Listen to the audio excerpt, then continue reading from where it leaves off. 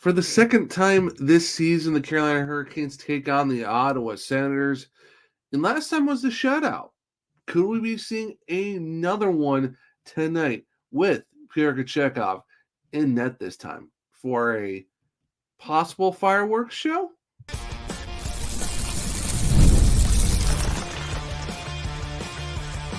You're Locked On Hurricanes, your daily podcast on the Carolina Hurricanes. Part of the Locked On Podcast Network, your team every day. Welcome to a Friday edition of Locked On Hurricanes, your team every day, part of the Locked On Podcast Network. Thank you to the everydayer for making this your first listen of the day. 5 days a week, Monday through Friday, talking everything about your Carolina Hurricanes. I'm your host, Zach Martin. I'm the credentialed Carolina Hurricanes beat writer over at the Hawkers. I'm also the co-host of the Surgecast, which is a weekly Carolina Hurricanes podcast, along with all my duties here at Locked On Hurricanes. Got a fun Friday edition of the podcast as we get to preview the Senators coming to Lenovo Center Friday night to take on your Carolina Hurricanes. Who are the players to watch and keys to the game? And also we have an update from Jack Drury that we got from Thursday morning. But before we jump into all that, you can start season with a big return on FanDuel. New customers can place a $5 bet, and you'll get started with $150 in bonus bets if you win your first $5 bet. Visit FanDuel.com to get started. So like I said, the Carolina Hurricanes are playing the Ottawa Senators for the second time this season. Of course, this is at home again. The last time these two teams faced off was when the Hurricanes kicked off their 3-game winning streak back in November when they beat the Senators 4-0. That was the Spencer Martin shutout game. Since then, the Ottawa Senators now sit 13-13-2, or I guess you would say a Gary Bettman 500, even though it's not. But welcome to this type of an NHL where overtime losses don't count. It's just a whole weird thing. And your Carolina Hurricanes are 18-9-1 after coming off their most recent win against the San Jose Sharks. Puck drop is at 7 o'clock. The thing is, it is on FanDuel South, but it's also on AHL Network as well, so plan accordingly to that, how you're able to watch the game. So while it's considered to be on FanDuel Sports South, also realize it's going to be on NHL Network as well. Over the last 5 games, points leaders, Andrei Svechnikov with 6, Jake Batherson for the Senators with 8.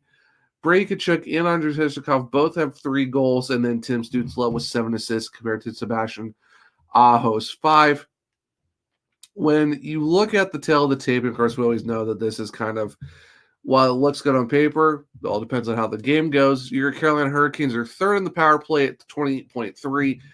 Penalty kills also third at 84%. 6 in faceoffs at 52.6. Goals for, still top 3 in the league at third, but it's still at 3.71. Goals against average was top 10 for most of the season. Recently, it's been kind of close, but not really there. It is 12th now at 2.93. For the visiting Ottawa Senators, 5th on the power play at 27.6, but their penalty kill is 75.6%, which sits 24. So if you're the Carolina Hurricanes, you might be sitting in a good spot if you get into some special teams and you take advantage of a team who's bottom third of the league. Face-off percentage, they're 5th at 52.6. They're technically tied with the Canes. Goals for, 3.11 for 15th, and then goals allowed, 3.07 at 16. Now, looking at the goaltender situation, obviously Spencer Martin is on with the Carolina Hurricanes, and that's going to be the big question of, with Dustin Tokarski up, are we getting a chance to see him? Probably not. I would assume you might see the Hurricanes still run with Pyotr Kochetkov. So right now, he is 12-4-0 with a 2.64 goals against average and an 894 save percentage. Of course, the save percentage is kind of a misnomer when, he is getting wins. Like I said, he's already got 12 on the season. It's just, giving up 2 or 3 goals a game, and you're only having to stop like 20 of 22 or 23 of 25. So if you are giving him a couple goals, your save percentage might look a little down, but in reality, the 894 is still really good compared to the fact that, like I said, his goals against is a 264, and he still has a 12-4 record, so you'll take that.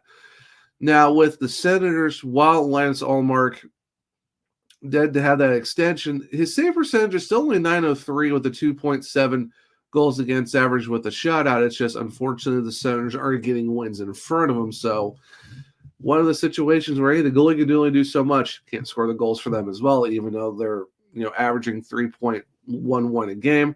Anton Forsberg, 4-6-0 with a 295 and 89 save percentage with 2 shutouts. So while the Senators are getting shutouts from their goaltenders, record-wise, still not what you would expect for, guys with the save percentage where they're at in shutouts and goals against average. I would not be surprised if they go with Ullmark, but don't be surprised as well if they go back with Anton Forsberg. Now, in terms of the last 10 games, the Hurricanes are 4-5-1, and of course, they've gotten the last 3 games, a win over Colorado, lost to the Islanders over the weekend, and then came back and won against the San Jose Sharks.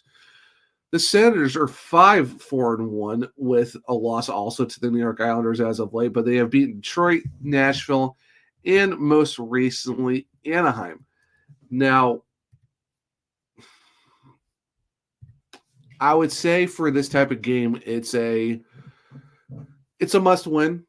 I don't even say it's a must-win. It's one of those games where you're hosting a Senators team who's 500. Well, if you want to look at if it was normal, not Gary Bettman 500, they're a sub-500 team. Another season where you expect a lot from the Senators, but once again, just kind of falling up short, where one of those things where they have the talent to get stuff to get it done and get more wins, but right now that's just not the name of the game for them. And that's why you see them in a situation where they're 13-2. And I've been saying this all season. Anyone can beat anyone. And it's a situation, though, where you have to take advantage of the games where you can and put it away early. And I think this is one where you really want to take the Senators out of their game.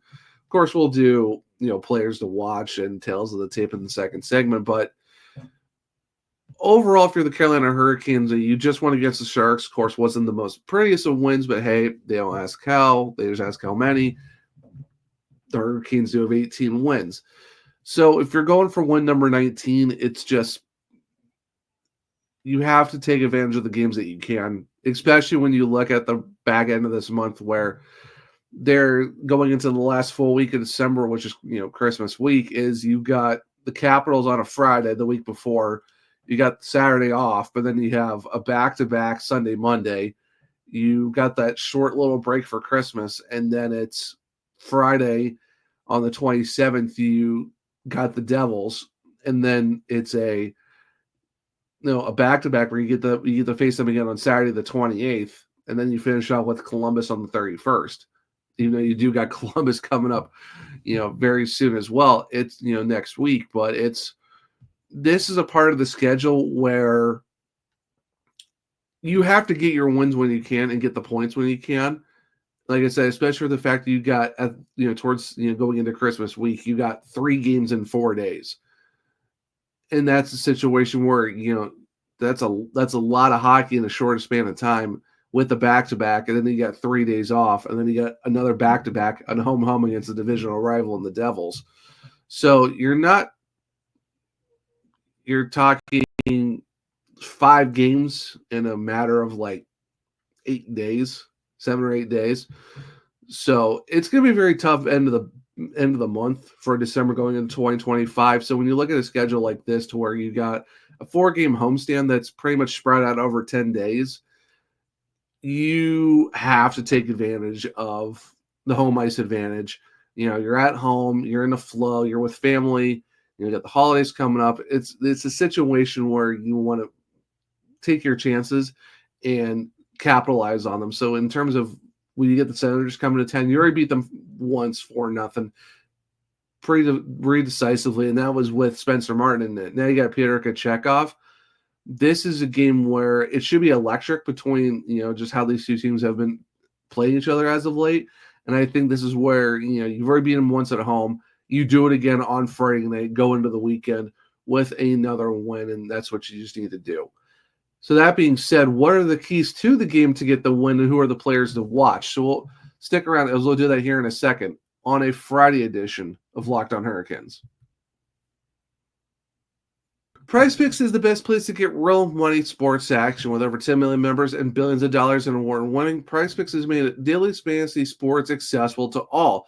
When you pick more or less on at least 2 players for a shot to win up to 1,000 times your cash. Run a game all season long on PrizePicks, America's #1 daily fantasy sports app. Make your holidays bigger and brighter with PrizePicks, the best place to get real money action while watching your favorite sports. You can now win up to 1,000 times your money on PrizePicks. PrizePicks now offers MasterCard for quick and easy deposits into your account this sports season. Join now because this holiday season, PrizePicks giving away 2 free picks in December, and they're giving away $30+ million in rewards during Pickmas. Now, for me, if I'm going to certain games, I'm looking at maybe Jack Hughes has more than 4 shots on goal, or maybe Seth Jarvis has more than 1 assist. Well, if you download the app today and use code LOCKEDONNHL, you can get $50 instantly after you play your first $5 lineup. Once again, download the app today and use code LOCKEDONNHL to get $50 instantly after you place your first $5 lineup. Now, where can you do all this? Well, you can do this at PrizePicks, where you can run your game. Get ready to tackle the NFL action with FanDuel, America's #1 sportsbook, because right now, new customers can bet $5 to get $150 in bonus bets if you win. The FanDuel Sportsbook app gives you everything you need to place live bets on the NFL all in one place. So when you get a hunch in the middle of a game, you can check out the latest stats, view live play-by-play, and so much more on the same page where you place your bets. Just visit FanDuel.com to join today. You'll get started with $150 in bonus bets if you win your first $5 bet. Once again, that's FanDuel.com. Never waste a hunch and make every moment more with FanDuel, an official sportsbook partner of the NFL. Welcome back to segment 2 of Locked On Hurricanes, your team every day. So like I said, who are the players to watch and what are the keys to the game? So keys to the game, like I said the last time for the Senators, it's just don't fall into the trap of retaliatory penalties. We said it last time, this is a team that's going to try to get under people's skins, especially when you got Brady Tkachuk on the other side, who has been racking up a lot of penalty minutes for the Ottawa Senators. How about 50 on the season as a forward? The next forward in penalty minutes is Jake Norris at 24. And then in terms of the defense, Travis Hamonic has 11. So like I said, basically just don't get retaliatory penalties. And basically if Brady Tkachuk is doing his thing, just let it go. Because while he does have 108 hits and 120 shots, he is a -1, does have 31 points, but does have 50 penalty minutes on the season. So basically just don't fall for it. Just play your game. And if they want to start getting into that area of hockey, just let it go. But the other guys to watch, of course, Tim Stützle leading the way with 36 points in 28 games. He has a +5 on the season. And Drake Batherson, 32 points in 28 games. And of course, like I said, Brady Tkachuk, 31 points in 28 games. But you also want to keep an eye on Norris as well. But right now, the Senators have 3 guys that are all playing above a point per game, which is kind of surprising for the fact of, how their season is right now. But of course, when you look at the rest of the lineup, you're talking, Riley Gregg with 7, Nick Cousins with 6, Pinto with 3. So it's a very top-heavy roster with Stützle, Batherson, and Tkachuk. Then it's kind of like you have a couple guys close, with like 19 and 18, but you definitely tell where most of the scoring is coming from. And in terms of the defense, Jake Sanderson, 15 points in 28 games, and of course, 14 of those being assists.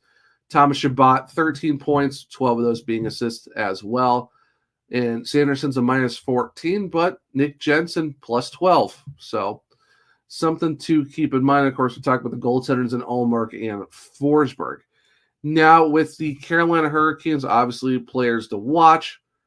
Martin Necas, 43 points in 28 games. He is very close to having 15 goals and 30 assists on the season. It would be really great going into tonight's game if if he's able to get a goal and assist, well, he's up to 45. And the thing too is, that'd be 15 and 30, and that'd be a great, first 29 games into the season where you see him already hit 15 and already hit 30, and he's already at 45 points. So hoping Friday night we see a multi-point game from Marty Necas with a goal and assist. Then obviously Sebastian Aho is 30 points in 28 games. Andrei Svechnikov 24 and 28, and then obviously as well Seth Jarvis 18 and 21 leading the way. You got also got to keep an eye on Eric Robinson and Jack Roslovic, with those guys being at 17 points each right now, definitely contributing on the depth scoring. And then look at the defense. Shane Gottsberg, 25 points in 28 games, almost a point per game guy for the defense. And then Dmitry Orlov and Jalen Chatfield at a combined 30 plus 32 on the season. Really great job by that duo. Now, another thing in terms of keys of the game, because we already talked about watch out for retaliatory stuff against the Senators and don't fall into their trap. It's just play a full 60 minutes of Hurricanes hockey, because we've been seeing this a lot recently where it's either slow starts and they pick it up later on, or it's a fast start, kind of fade in the second period, then try to come back in the third. While the Senators are struggling at 13-13-2, they are on paper a better team than the Sharks. So if you struggle against the Sharks, you really want to do that against the Senators, because, like I said, while they are a Gary Bettman 500, they can still find a way to surprise you. And, you don't really want to drop games where you don't. While I said this isn't going to be, there's no easy nights in the AHL where anyone can beat anyone. As I said earlier, this is still a game that you should take advantage of and, use Lenovo Center as a home ice advantage, because you already have 11 wins at home on the season. You want to go for number 12. You want to go into the weekend with, 2 wins on this 4-game homestand, because you do have the Jackets, and you got the Islanders coming back up next week for 2 more Metro games. So while this isn't a divisional game, you're still talking Eastern Conference. So you still want to get wins where you need to. Like I said, especially with you got a couple of Metro Division matchups next week. It's just one of those things where you basically want to get early, start scoring early as well, and getting the crowd into it, because the crowd got into it against the Sharks, but it was way towards the end. It's definitely a weird part of the season where, of course, people are traveling for vacations and stuff like that too. It's the holiday season. But it's definitely been kind of somewhat eerie for the most part too, where it's, it's like the players feed off the fans, but the fans also feed off the players. And I think this is where it's kind of where it's not super eerie where it's like it's dead silent, but you can definitely tell there's a little bit of a worry with the fan base of how the team has been playing recently. So I think if you want to kind of disparage the eeriness of where we're at right now in terms of how fans are reacting to the ice and how the guys are reacting to the fans, I think if you come out strong early, show the effort, play a full 60 minutes of Hurricanes hockey, I think you get the fans into this one. Because if you get to them early, then it makes it really difficult for other teams, because, talking to Jared Bednar, back when the Avalanche were in town, you could definitely tell it's a tough place to play in. It's an electric place to play in because the fans are always enthusiastic and into it. So this is definitely a situation where you want to put a team like the Senators on their back heels and make it very loud and make them know that you're at the loudest barn in the AHL. So main thing is get the crowd into it, and that's all you really need to do. So it'll be very interesting. And, like I said, for the players to watch, we did mention Aho, Svechnikov, Jarvis, and all those guys. I definitely want to keep, like I said, keep an eye on Martin Necas as always, because you want to see him get to 45 points with a 15th goal and 30th assist on the season. For me, also, it's going to be a full line. I'm going to look at KK Robinson and Necas because they're back together for the first time in roughly 9 or 10 games. So it'll be very interesting how that line is back together as well. And, of course, if Pirka Chekhov is in net, do we see a shutout from him, or do we see a performance where he's just going lights out and keeps the Senators at bay? So it'll be very interesting to see how that works. Now, with all that being said, we do have one more segment where we're talking about Jack Drury and his incident and what timeline looks for him, and looking at the lines overall that we saw from practice on Thursday going into tonight's game on Friday. So stick around as we'll do that here in a second on a Friday edition of Locked On Hurricanes.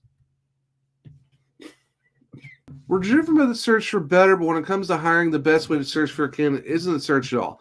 Don't search, match with Indeed. If you need to hire, you need Indeed, and Indeed is your matching and hiring platform with over 350 million global monthly visitors, according to Indeed data, and a matching engine that helps you find quality candidates fast. Now, the one thing I like about it, for me, it's the fact that I can add my certifications.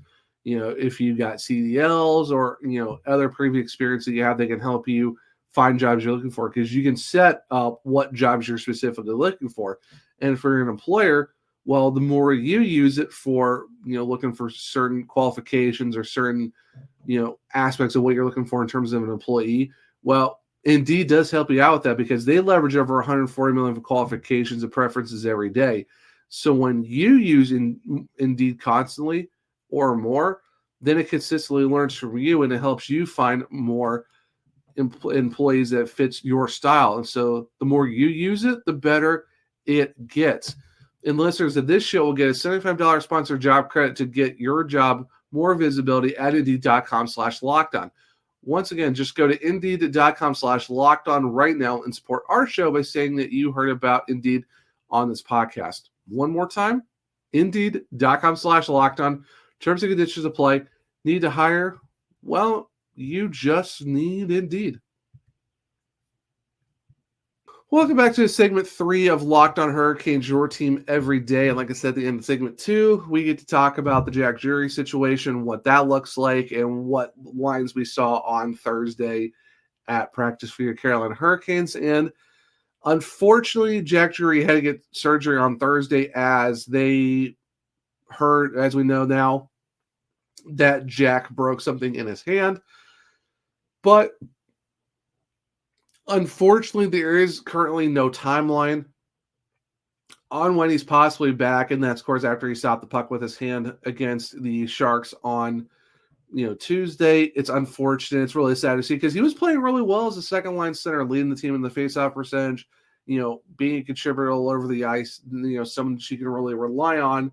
And it just stinks when you have a guy go down like that, where he's just, trying to put his body on the line, and just, unfortunately, that vulcanized rubber can hurt, especially when shot at certain speeds. And it's just one of those freak things where you stop with your hand and something in your hand breaks. We're not sure if it's a finger or if it's the palm or knuckles or whatever it is, but he, like I said, did have to have surgery on his hand, and there's no current timeline on when he's back. So, but definitely wishing a speedy and safe recovery for Jack. Definitely going to miss him in the lineup. So that being said, you already knew earlier this week that Tyson Jost on Wednesday was recalled from the Chicago Wolves, and also Riley Stillman as well. Got to keep that in mind. So we do have an extra guy on the roster. Of course, that's with defense with Riley Stillman, but Tyson Jost is back. And then you look at the lineups, like I said, on Thursday at practice, it's kind of the same lines that we